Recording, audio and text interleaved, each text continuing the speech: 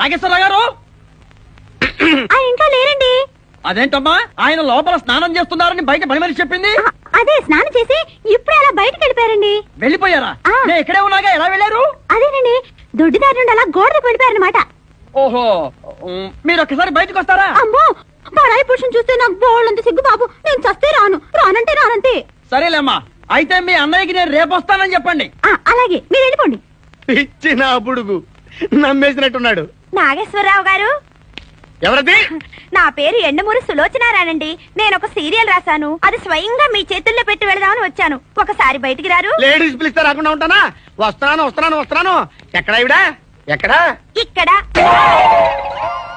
ఇప్పుడు వెళ్ళిపోతున్నా అని చెప్పి వెళ్ళిపోయావు కదా, ఇంతలో కిందకి వచ్చావు. నువ్వు ఇంటికి వచ్చేసావని మీ సిస్టర్ గోడ దూకి దొడ్డిదారిని చెప్పింది, వచ్చేసా. క్యాచ్ చేసావన్నమాట. అయితే ఎందుకు వచ్చావు? ఎందుకు వస్తారు? బాకీ కోసం. బాకీ? డాక్యుమెంట్స్ లో విట్నెస్ లేదు, బాకీ ఏంట్రా? అసలు ఎవడా నువ్వు?